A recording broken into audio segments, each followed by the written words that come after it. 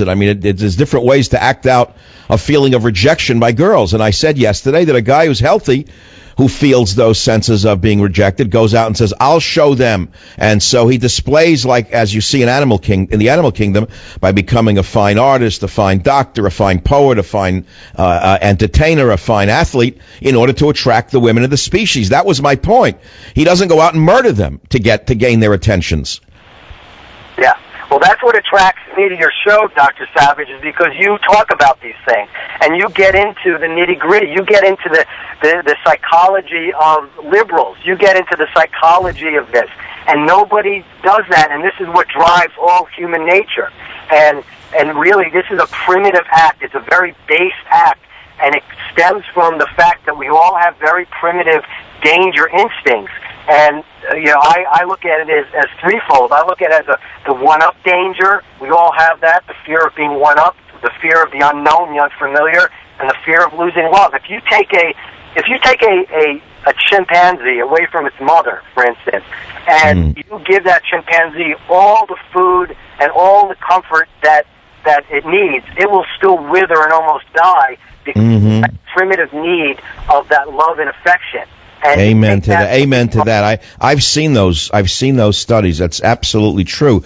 So, are you saying he was denied love somewhere in such a traumatic way by a woman? Well, I would say probably, and it had to be severe. It couldn't just be showering him with gifts, and because that's not real love, as we know. It had to be something much more crucial and much more extreme. And I would say that I would almost go, and the same thing with Sandusky. Back a couple of years ago, I wrote a blog piece on that, and where I didn't see anybody talking about that. That was his known. He definitely was molested. Definitely, that was the culture of his home growing up. That was what was familiar to him. So he fought to fight and flee the unfamiliar, with to be going into a normal, non-molesting life. So he fights and flees back into the comfortable. And so this guy was abused. This guy was definitely something egregious and violent happened to him. For him to be to fight. But Charles, did you hear any of the tapes I played of his actual YouTube video of him talking? Not only did I hear them, I watched them on my own. All right, I watched them over the weekend, and I was captivated by the true face of psychosis because I've never encountered it. I've only seen movie versions of psychotics. I was shocked, and I couldn't stop watching the face of evil. It's something that is beyond comprehension when you actually look at it. I was struck by the fact that he was sexually impotent. Would you agree with that? Absolutely, yes. You do, because he kept saying blonde slut, like all blondes are sluts. He kept saying they don't want me, they want brutes. And that's because he probably could not perform as a man. Yes.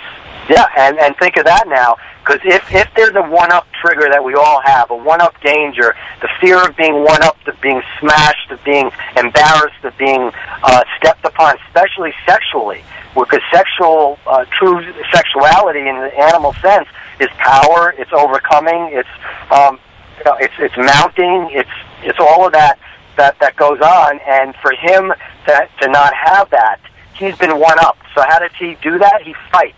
We fight that which is dangerous to us, and that's what he did. But it had to. Well, of course. Look, it's the old analogy of the gun as penis symbol. I mean, let's get basically Freudian here.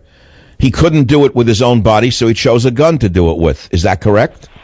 Well, I would say yes and no, because in one way he could have just been a serial not only rapist, but a somebody who just wanted to get notches on his belt and wanted to demean women and treat them. So in order for him to be so violent and